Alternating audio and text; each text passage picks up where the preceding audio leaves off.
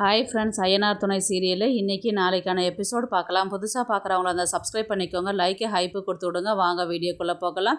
நேற்றுக்கு எபிசோடு இதில் முடிச்சிருப்பாங்கன்றது பார்த்தீங்கன்னா, பாண்டியன் வந்து வானதிக்கு வந்து வண்டியை சர்ப்ரைஸ் பண்ணணும்னு சொல்லிட்டு வண்டியை நல்லா ரெடி பண்ணி க்ளீன் பண்ணி நல்லா தொடச்சி கவரெல்லாம் போட்டு ரெடியாக வச்சுருந்தா, வானதி வந்தவொடனே அவளுக்கு சர்ப்ரைஸ் கொடுக்கணும் அப்படின்னு சொல்லிட்டு தான் ரெடி பண்ணி வச்சுட்டு நான் போயிட்டு வானதியை கூட்டிகிட்டு வரேன்னு சொல்லிட்டு தான் பாண்டி வந்து கிளம்புறேன்னு சொல்லிட்டு முருகன்கிட்ட வந்து சொல்லிட்டு இருப்பார். உடனே வானதி வந்து வண்டியில் வருவாள்.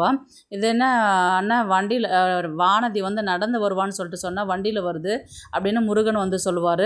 உடனே வந்து பாண்டியனுக்கு தான் கேட்பார், இது யார் வண்டி வானதி, உங்கள் அண்ணன் தான் அப்படின்னு கேட்டதுக்கு, எங்கள் அண்ணன் வண்டியெல்லாம் கிடையாது, இது ஏன் வண்டி இது அப்படின்ற மாதிரி சொன்னதுக்கு, உன் வண்டி என்ன கலாய்க்கிறியா என்கிட்ட அப்படின்ற மாதிரி தான் வந்து கேட்பார்.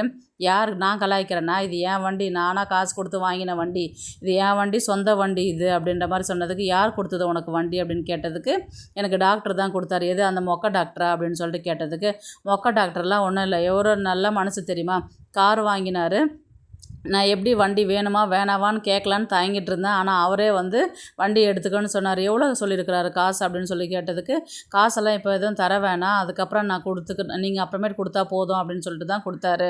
அப்போ அது ஓசி தானேன்னு சொல்லி, சரி நீ வந்து வண்டி ஒரு முறை செக் பண்ணிப்பார் அப்படின்னு சொல்லி சொன்னதுக்கு, வண்டியை வந்து செக் பண்ணி பார்ப்பார். இது 4-5 வருஷம் நல்லா ஓட்டின வண்டி, ஹெட்லைட் ஏரியல, பிரேக் சரியாக பிடிக்கல, ஒன்றும் அந்தளவுக்கு நல்லா இல்லை இது அப்படின்ற மாதிரி வந்து சொன்னதுக்கு, ஆமாம் இப்போ நானாக வாங்கிட்டு வந்தால் பின்ன நீ இந்த குறை தான் சொல்லுவேன், உனக்கு என்ன அக்கறை இருக்குது என் மேலே, நான் எத்தனை வாட்டி உங்கள்கிட்ட வண்டி வேணும்னு சொல்லி கேட்டிருந்தேன், நீ வண்டி வாங்கி கொடுத்தியா, நீ வண்டியும் வாங்கி கொடுக்கல, ஒன்றும் வாங்கி கொடுக்கல, உனக்கு என் மேலே அக்கறையே கிடையாது, என் மேலே லவ்வும் கிடையாது அக்கறையும் கிடையாதுன்னு திரும்ப திரும்ப இதே சொல்லின்னு இருக்கும்போது முருகனுக்கு கோவம் வந்து, யாருக்கு அக்கறை இல்லை, அக்கறை இல்லையாதே உனக்கு இந்த வண்டி வாங்கி வச்சுக்கிறாரு, இந்த வண்டியை கழுவி தொடச்சி கவர் போட்டு மூடி வச்சது யாருக்காக, உனக்காக தான் அப்படின்னு சொல்லி கேட்டதுக்கு, இது என்ன புது கதையாக இருக்குது அப்படின்ற மாதிரி, புது கதையெல்லாம் ஒன்றும் கிடையாது, உனக்கு தான் வண்டி வாங்கி சர்ப்ரைஸ் கொடுக்கணும்னு சொல்லிட்டு 2 நாளாக வண்டியை ஃபுல்லாக தூங்காமல் கொள்ளாமல் கூட வண்டியை ரெடி பண்ணிவிட்டு ஃபுல்லாக இன்றைக்கி வண்டி தொடச்சி கவர் போட்டு வச்சுருக்கிறாரு, அக்கறை இல்லைன்னு சொல்லிட்டு சொல்கிறேன், உனக்கு என்ன தெரியும் அவரை பற்றி அப்படின்ற மாதிரி தான் முருகன் வந்து கேட்பார்.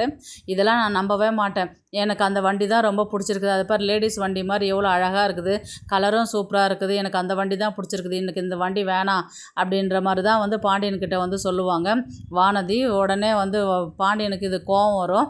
உடனே சரி எப்படின்னா போங்க, எனக்கு இந்த வண்டி தேவையில்லை, நான் டாக்டர் கொடுத்த வண்டியை வச்சுக்கிறேன்னு சொல்லிட்டு, நான் உனக்கு போய் சாக்லேட்லாம் வாங்கிட்டு வந்தேன்னு சொல்லிட்டு, இந்த சாக்லேட்டாவது வச்சுக்கோ அப்படின்னு சொல்லிட்டு கேட்டதுக்கு, சாக்லேட்டும் வேணாம் ஒரு மண்ணு வேணாம் அப்படின்னு சொல்லிட்டு அதை வாங்கி கீழே தூக்கி போட்டுருவார். உனக்கு போய் சாக்லேட்லாம் கொண்டு வந்தேன் பாரு, உனக்கு பொறாமல், உனக்கு நான் வண்டி வாங்கிட்டேன்னு சொல்லிட்டு அங்கேருந்து கோச்சிக்கிட்டு வண்டி எடுத்துன்னு போயிடுவாங்க. இனி இந்த பக்கம் நான் வரமாட்டேன், தயவுசெய்து எனக்கு ஃபோன் பண்ணாதே, என் கடை பக்கம் நீ வராத அப்படின்னு சொல்லிட்டு வானதி அங்கேருந்து சொல்லிவிட்டு அங்கேருந்து கிளம்பிடுவாங்க. அடுத்தது வந்து பார்த்திங்கன்னா, இவர் பல்லவன் வந்து காலேஜ் கிளம்புறதுக்காக சேரன் வந்து பார்த்திங்கன்னா ஜூஸ் போட்டு கொண்டு வந்து கொடுத்துட்டுருப்பார். அந்த இடத்துல வந்து சோழன் தான் வந்து உட்காருவார். என்னடா எங்கடா கிளம்பிட்ட அப்படின்னு சொல்லி சொன்னதுக்கு, காலேஜுக்குண்ணே அப்படின்ற மாதிரி தான் பல்லவன் வந்து சொல்லுவார். என்னண்ணே அவனுக்கு மட்டும் எதோ கொடுக்குற எனக்கெல்லாம் இல்லையா அப்படின்னு சொல்லி கேட்டதுக்கு, எதுவுமே ரெஸ்பான்ஸ் பண்ணாத சேரன் மட்டும் கம்முன்னு போவார். திரும்பவும் வந்து பல்லவன்கிட்ட மட்டும்தான் வந்து சேரன் பேசுவார். என்னடா சீக்கிரம் கிளம்புடா குடிச்சிட்டு அப்படின்ற மாதிரி சொன்னதுக்கு, என்னண்ணே நான் பேசிக்கிட்டே இருக்கேன், நீ என்கிட்ட பேசவே மாட்டேங்கிற அப்படின்ற மாதிரி சொன்னதுக்கு, உடனே பல்லவன் தான் வந்து, உன் இஷ்டத்துக்கு நீ வாய்க்கு வந்ததெல்லாம் அண்ணனை திட்டுவா, அதுக்கப்புறம் வந்து நல்லா பேசினேன்னா அண்ணன் உங்கள்கிட்ட பேசுமா அப்படின்ற மாதிரி வந்து கேட்டதுக்கு, டேய் நீ வேறு சும்மா வாய் உடச்சிருவான் அப்படின்ற மாதிரி தான் வந்து சொல்லுவார். உடனே வந்து அவன் சொல்கிறதுல என்னடா தப்பு இருக்குது, அவன் சொல்கிறது கரெக்டு தானே அப்படின்ற மாதிரி தான் சேரன் வந்து சொல்லுவார். ஆனால் தப்பு தான், நான் வந்து நீ என்னை அந்தளவுக்கு தப்பாக நினைப்பேன்றதுக்காகலாம் சொல்ல வரல, நிலா விஷயத்தில் நான் கொஞ்சம் கேர்ஃபுல்லாக இருக்கிறதுனால தான் எனக்கு அந்த வார்த்தையை நான் விட்டுட்டேன்.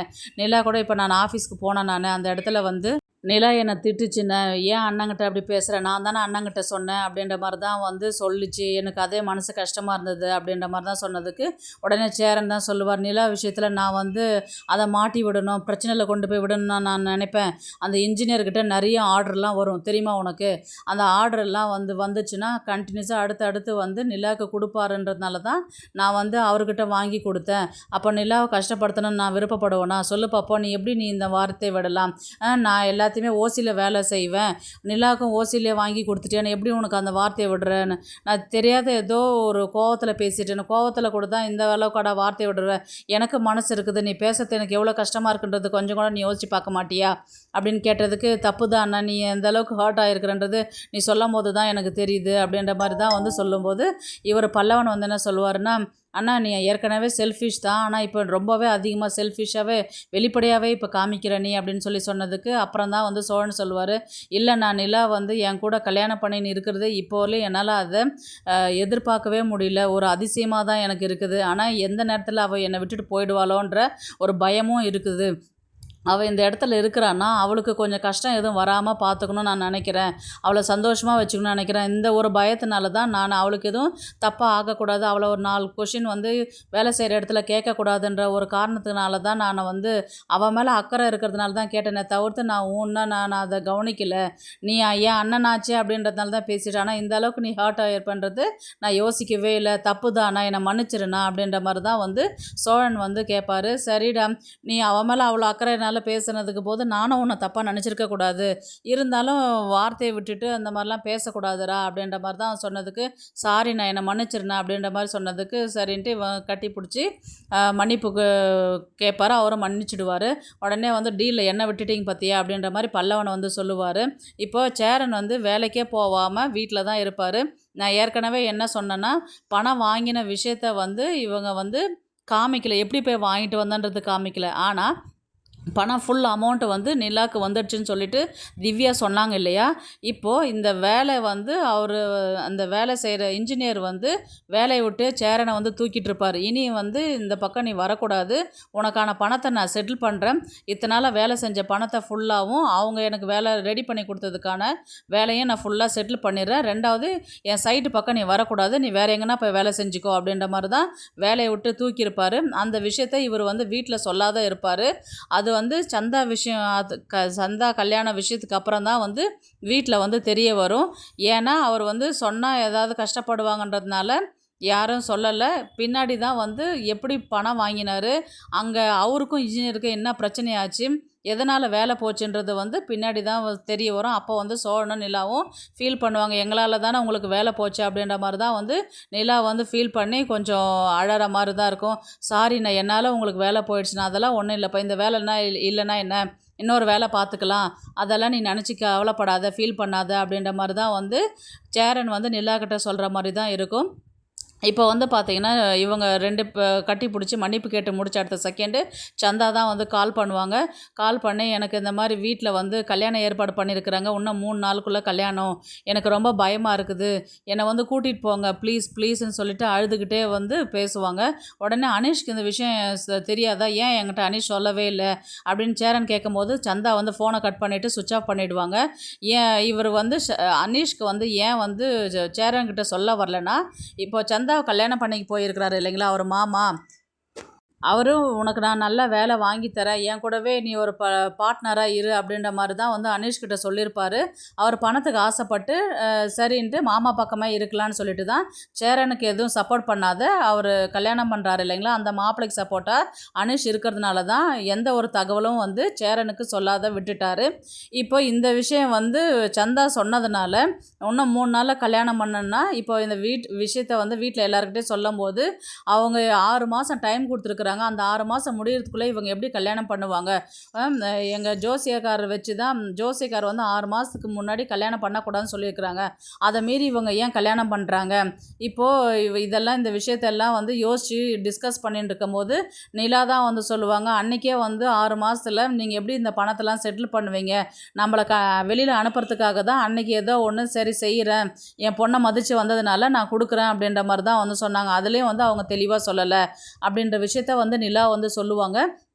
உடனே வந்து சோழன் வந்து சொல்லுவார், என்றைக்காக இருந்தாலும் சந்தாவுக்கு அண்ணன் தான் மாப்பிள்ளை, ஏன் இந்த விஷயத்தை வந்து இப்படியே விட்டுட்டு இருந்தால் வேலைக்கு ஆகாது, அவங்க சொல்கிறது ஒன்று செய்கிறது ஒன்று செய்கிறாங்க, இது என்ன பண்ணுறது அப்படின்ற மாதிரி சொன்னதுக்கு உடனே நிலா தான் சொல்லுவாங்க, இப்போ நம்ம தான் பேசிகிட்டு இருக்கிறோம், அண்ணன் எந்த முடிவும் சொல்லவே இல்லையே அப்படின்ற மாதிரி சொன்னதுக்கு உடனே சேரன் தான் கோவப்பட்டு எழுந்து பேசின விஷயத்த எல்லாமே யோசிச்சு பார்ப்பாரு. 6 மாதம் முடியறதுக்குள்ளே அவங்க கல்யாணம் பண்ணுறாங்கன்னா அவங்க பெரிய மனுஷத்தனத்தை அவங்க காமிக்கல, சந்தாவை எனக்கு தானே கல்யாணம் பண்ணி கொடுக்குறேன்னாங்க, இப்போ இன்னும் அவங்க அந்த பையனுக்கு கல்யாணம் பண்ணி கொடுக்குறதுல அவங்க எனக்கு ரூல்ஸ் அவங்க மீறும் போது நம்ம ஏன் மரியாதையோடு இங்கே இருந்து பண்ணணுமா, அதெல்லாம் பண்ணக்கூடாது.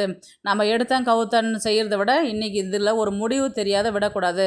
சந்தா என்றைக்கா இருந்தாலும் எனக்கு தான், சந்தாவை நான் யாருக்கும் விட்டு கொடுக்க மாட்டேன் அப்படின்னு சொன்னதுக்கு உடனே சோழன் வந்து சூப்பர், நான் உங்கள்கிட்ட இந்த பதில் எதிர்பார்க்கவே இல்லை. ஐயோ போக தேவையில்ல, எப்படின்னா போட்டோம், என் வாழ்க்கை இப்படி தான் போட்டோம் அப்படின்னு சொல்லாமல் கெத்தாக வந்து நிற்கிற பற்றியே போவானே, நம்ம போயிட்டு சந்தாவை கல்யாணம் தடுத்து நீ அங்கே கல்யாணம் பண்ணி கூட்டிகிட்டு வரணும், இதுதான் பிளான் அப்படின்ட்டு இவங்க ரெடி பண்ணி வச்சுருக்குறாங்க. அதனால் இன்றைக்கி நைட்டே வந்து அவங்க பீகாருக்கு கிளம்பணும்னு சொல்லிட்டு கிளம்பின்னு இருக்கிறாங்க. அங்கே கல்யாண வேலைலாம் நடந்துட்டு இருக்குது. சந்தா வந்து மறுபடியும் வந்து கால் பண்ணுற மாதிரி தான் இருக்கும். என்ன சந்தா, இப்போ என்ன விஷயம் நடக்குது அப்படின்னு சொல்லி கேட்டதுக்கு அவங்க யாருக்கும் தெரியாத வந்து பேசுவாங்க. இந்த மாதிரி கல்யாண ஏற்பாடுலாம் பண்ணிட்டு இருக்கிறாங்க, ட்ரெஸ் எல்லாம் வாங்கிட்டு வந்துட்டாங்க, எல்லா வேலையும் முடிச்சுட்டாங்க, எல்லாருக்குமே பத்திரிக்கைலாம் கொடுத்துட்டாங்க, ரொம்ப சீக்கிரட்டாக கோவிலில் தான் கல்யாணம் பண்ணுறாங்க, நீங்கள் எப்படியாவது வாங்க, இல்லைனா நான் செத்து போயிடுவேன் அப்படின்ற மாதிரி தான் வந்து சந்தா வந்து சேரங்கிட்ட சொல்லுவாங்க. நீ எதுவும் பயப்படாத, நீ பயப்படுற மாதிரி எதுவும் நடக்காது, நான் வந்துட்டு இருக்கிறேன், நான் பீகாருக்கு தான் வரேன், நான் கிளம்பிட்டேன் நான் அப்படின்ற மாதிரி தான் வந்து சொன்னதுக்கு சீக்கிரம் வாங்க, என்னை வந்து இங்கேருந்து கூட்டிகிட்டு போயிடுங்க அப்படின்னு சொல்லிட்டு தான் சந்தா வந்து சொல்லுவாங்க. உடனே வந்து இவங்க கிளம்பி வர மாதிரி தான் காமிப்பாங்க. அந்த இடத்துல வந்து பார்த்திங்கன்னா அந்த ஊரில் வந்து வீட்டில் கல்யாணம்னு சொல்லிட்டு தானே வருவாங்க இல்லையா, அந்த இடத்துல இங்கே இல்லைப்பா, கோவிலில் தான் கல்யாணம், கோவில் வந்து பார்த்திங்கன்னா 10 மைல் தூரங்கிட்ட இருக்குது, நீங்கள் அங்கே தான் போகணும் அப்படின்ற மாதிரி சொன்னதுக்கு வந்த கார்லேருந்து ரிட்டர்ன் ஆகிட்டு கல்யாணத்துக்கு போகிற மாதிரி தான் வந்து காமிப்பாங்க. அப்படியே எபிசோடு வந்து முடிப்பாங்க. பார்க்கலாம் சந்தாவுக்கும் சேரனுக்கும் கல்யாணம் ஆகுதா, இந்த கல்யாணத்தை நிறுத்துறாரா, இல்லை அவங்க மாமா வந்து சந்தா வாழ்க்கை எங்கே இருந்தாலும் நல்லா இருக்கட்டும்னு விட்டு கொடுப்பாரா, இல்லை இவர் சேரனுக்கும் கார்த்திகாவுக்கும் கல்யாணம் ஆகுதான்றது டைரக்ட் தான் முடிவு பண்ணணும். பார்க்கலாம் கதையை வந்து எப்படி எடுத்துகிட்டு போகிறாங்கன்றது.